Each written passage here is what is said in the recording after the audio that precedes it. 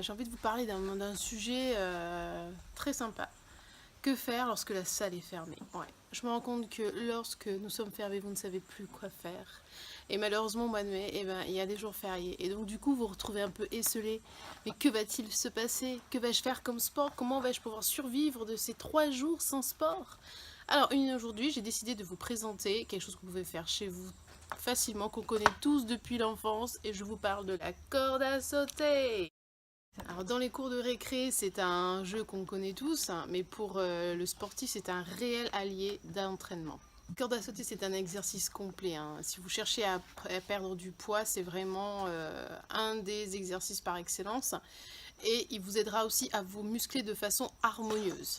Voilà, vous n'allez pas prendre du volume, mais ce sera musclé et assez fin. Alors les avantages de la corde à sauter, parce qu'il y en a plein, notamment son prix, parce qu'il reste vraiment relativement pas cher, hein. Tout dépend où vous achetez, de toute façon on en trouve partout, hein, de toute façon.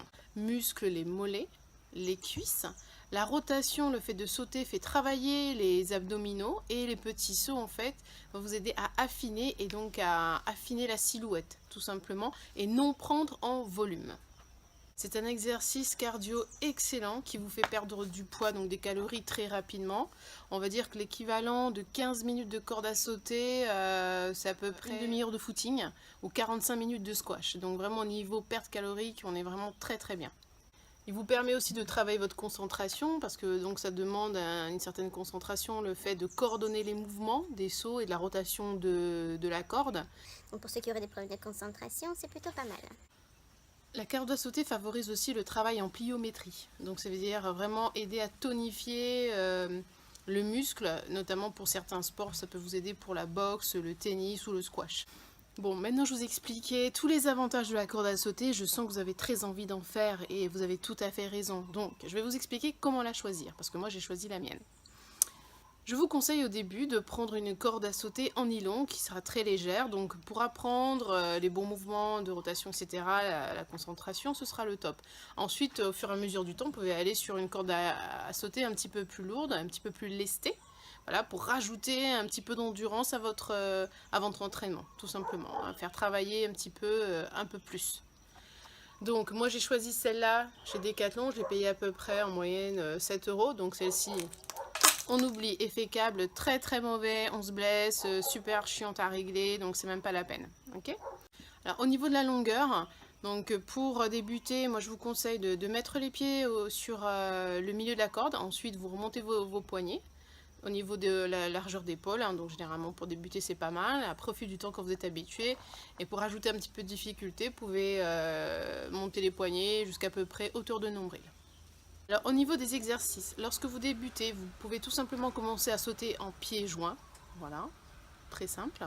Et pour rajouter de la difficulté, tout simplement un pied après l'autre. De toute façon, voilà, vous alternez pied gauche, pied droit. Pour la version débutante, vous prenez votre corde à sauter et vous sautez pendant 20 secondes, vous prenez 30 secondes de repos et ensuite vous répétez ceci 8 fois d'affilée.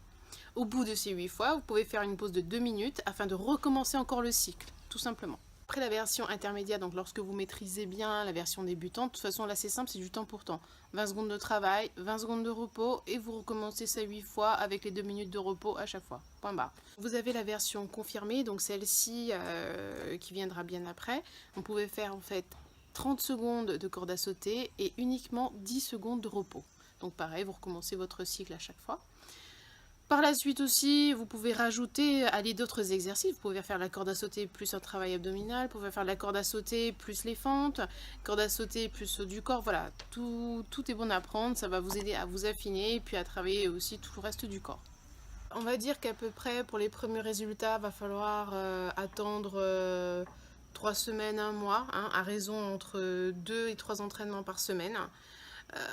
Personnellement, moi je rajouterais un petit peu de travail après de muscu entre, travailler le haut du corps, bas du corps, etc. Donc ça va vraiment vous aider à tonifier aussi, et puis vraiment à perdre du poids, et notamment de la cellulite.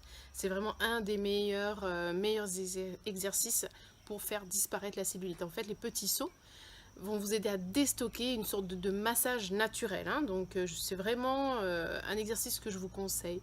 Lorsque la salle est fermée en week-end, c'est un accessoire indispensable que vous pouvez emmener dans votre sac à main, dans votre sac de sport, dans la voiture, chez mamie, chez tonton, on est invité, on emmène la corde à sauter, plus d'excuses, on n'est pas là, mais il y a de quoi faire. Je vous souhaite une bonne journée.